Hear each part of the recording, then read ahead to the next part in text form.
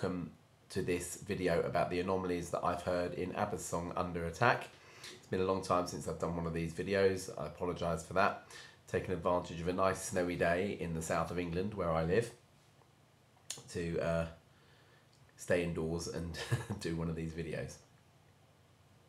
Okay, so as usual, I listened to more ABBA Gold and listened to Out of Phase and In Phase on headphones.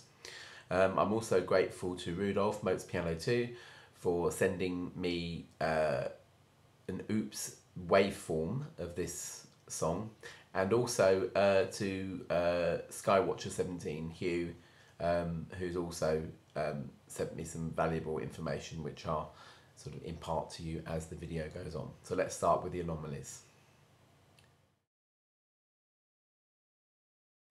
There's a recurring bass line in this song that goes boom, boom, boom, boom, boom, boom, boom, like that in quite a lot of places throughout the song. At 2 seconds here, there's a very slight fluff in that bass line. It is most audible out of phase. Out of phase at 15 seconds, only out of phase. You can hear what sounds like a sort of ping sound. It's on the tail end of a drum beat at 14 seconds. It sounds like an old 1960s spring reverb machine. Now, if you can imagine, very heavily echoed, the sound of a pebble landing in a lake or something like that and splashing. It sounds a bit like that, but with an awful lot of echo on it. It's not part of the drum beat. Now, there's an edit just before Agneta starts to sing, the Don't Know How to Take It bit. The introduction has been joined to the verse by 2 bells that go ding like that, except that it's not actually 2 bells, it's 3. The second ding is actually made up of 2 that have been mismatched slightly, so that the second part of it is slightly out of time, and then the Don't Know How to Take It bit comes in very suddenly, so it's like an overlap of 2 bits of digital tape, and it doesn't quite work. You need to listen to it really, but it's sort of ding ding like that.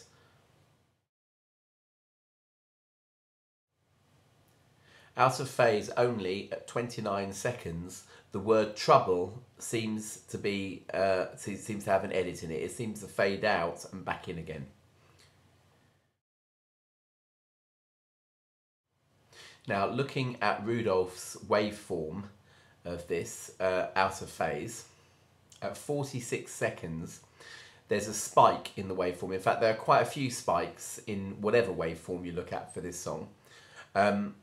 And the one at 46 seconds appears to be an edit from where the verse 1 goes into the chorus. In fact, it doesn't appear to be, it is an edit. You need to listen out of phase and listen really carefully, but you'll hear that midway through that first line, Under Attack, I'm Being Taken, that the sound quality changes quite drastically. Now, going from the first chorus into the second verse, out of phase at 120, the edit appears to be very sudden. If you listen in phase, it's a totally bodged edit. In fact, what actually you hear is, this is getting crazy. And the is obviously part of some other vocal that maybe they decided that they didn't want. They got rid of it, but they left a tiny little bit of syllable left behind.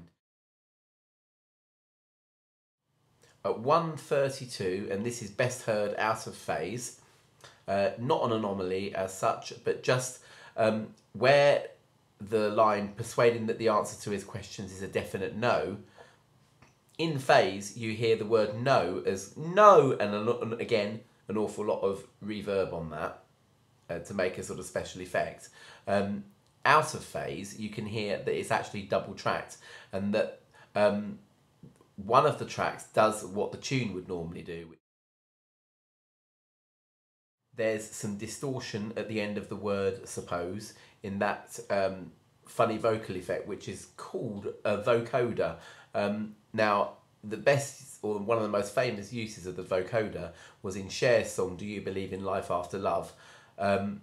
But here it's been used in a different way. You can also hear it on Paul McCartney's album Tug of War. He does a song called Be What You See, and basically what you do is you sing, and the vocoder then sort of turns your voice into whatever instrument your synthesizer is set up to. So you sort of sing and you plug your voice into this thing which is like a synthesizer, and it modulates your voice.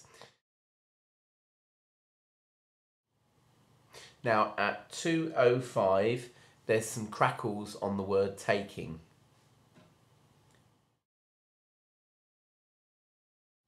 At 2:32, similar to 2 seconds, there's another slight bass fluff, best heard on More ABBA Gold out of phase. Now at 2:49, not an anomaly as such, but there's some great percussion on here. And I suppose now is as good a time as any to say that the stereo positions on this song are the same whatever version that you appear to listen to. I mean, I've listened to a few of them now, and they appear to be exactly the same. On the left-hand side, 2:49, there's some great percussion. It's like horses galloping, because I suppose the theme of the song is being pursued, under attack, being hunted, sort of thing, and you hear this sort of dum dum dum sort of rhythm, and it's like sort of like coconuts, I suppose it sounds a bit like, but it's reverberated. It sounds really good. I suppose also while I'm here, I'll say that round about now in the song, there's some great bass work as well. And some really good bass slides, but the thing is that you need to hear them on a really good record player and listen to the singles version, because that appears to have the most bass in it. The More ABBA Gold one and the singles CD seem to have very limited bass. There's another version which I've also heard, courtesy of Rudolf, one of the Pickwick compilations, called Love Songs. I think it's volume 2, and that also appears to have very wimpy bass on it. Listen to the singles LP, not the CD, the LP, and you'll hear that the bass is just wonderful, and there's some really great slides and things from now onwards.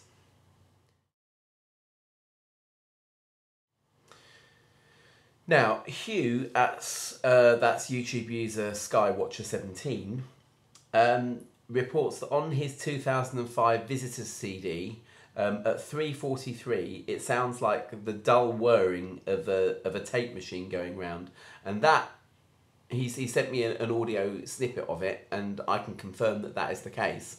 But all of the other versions that I've listened to fade out before 3:43. So obviously, whoever's mastered the Visitors 2005 edition has, which I'm presuming he means the CSR box set, has left the tape to go on too long and faded it out too late, because you can definitely hear some mechanical noise. The snippet that he sent me was greatly amplified, but nevertheless it was there. So that's a slap on the wrist for whoever mastered, well, it'll be Jonsson, won't it, who mastered the 2005 edition. Slap on the wrist, Jonsson. Okay, so those are the end of the Under Attack Anomalies. I hope not to leave it so long before I do when all is said and done. Thanks, bye.